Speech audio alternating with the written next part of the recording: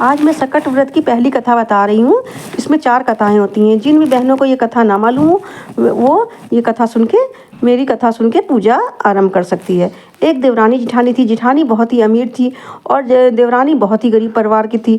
देवरानी इतनी गरीब थी कि अपनी जेठानी की ही सेवा टहल करके गुजारा करती और जो कुछ मिलता उससे अपनी झोपड़ी में आकर पका कर खा लेती। तो साल भर का त्यौहार आया। देवरानी भूखी प्यासी जेठानी की टहल करती रही। रात को जब आने लगी तो और दिनों की तरह चूनी चोकर भी नहीं मिला।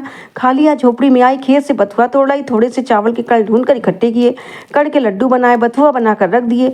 रात को सकट माता आई और खड़ी हो गई, बोली ब्राह्मणी दरवाज़ा खोलो। देवरानी ने दरवाज़ा खोला तो सकट माता कहती मुझे बहुत जोरों की भूख लगी है। तो देवरानी ने कहा कि मेरे पास तो आप ही का दिया है, लीजिए कण के लड्डू और बथुआ के तोदा आगे रख दिए, इसे खा लीजिए। जब सकट माता शक्कर खा चुकी तो बोली पानी तो पिला दो। देवरानी फूटी गगरी ले आई और पानी पीकर सकट माता ने सोने की इच्छा की तो उसने टूटी खाट दे दी। सकट माता को लैट्रिन लगी। उन्होंने कहा लैट्रिन कहाँ जाऊँ? तो उन्होंने कहा सारा घर तो लीपा पोता है, जहाँ चाहो बैठ जाओ। सारे घर में उन्होंने लैट्रिन ही लैट्रिन कर दी और अब सो गई। जब सुबह देवरानी उठी तो सारा घर सोने से भरा हुआ, उनकी झोपड़ी सोने से चकाचक हो गई और हर जगह सोना बिखरा हुआ था। सुबह जब वो जेठानी के घर काम पर नहीं गई तो जेठानू ने कहा कि ये काम पर क्यों नहीं आई? तो उसने अपने लड़के को भेजा कि पता लगाओ कि ये काम पर क्यों नहीं आई। जब उसने लड़का गया, देखा सारा घर उसका सोने से भरा हुआ है तो उसने अपनी माँ से आके बताया।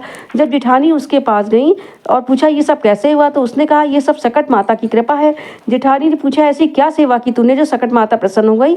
तो देवरानी बोली मैंने जो कुछ नहीं किया, जो कुछ था मैंने उसी को उनको अर्पण कर दिया और बथुआ के धोंदा और कण के लड्डू खिला दिया। अब जब साल भर बाद सकट का त्यौहार आया तो जेठानी के पास सब कुछ होते हुए भी उसने बथुआ के धोधा बनाए और कण के लड्डू बनाए। जब सकट माता आई तो उन्होंने कहा भूख लगी तो उन्होंने वही लड्डू और वही चावल के उनको खाने को दे दिए।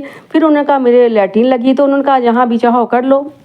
और सुबह जब जिठानी सो के उठी तो चारों तरफ लैट्रिन ही लैट्रिन, पूरा घर बदबू से फैला हुआ, सब जगह गंदगी थी और जिठानी ने गंदगी से नहाई निकली, चलना भी कठिन था, सारा घर बदबू से भर गया। देवरानी आई, जेठानी ने बड़े ताने से कहा तुमने तो कहा था वो कुछ ना हुआ। देवरानी कहा तुमने तो बहन गरीबी का नाटक किया, तुम्हारे पास जो सब कुछ भरा था इसी से सकट माता प्रसन्न हुई, मेरी गरीबी में उन्हें दया आ गई और सब कुछ दे दिया। तुमने तो मेरी नकल की थी, इसी से ऐसा हुआ है।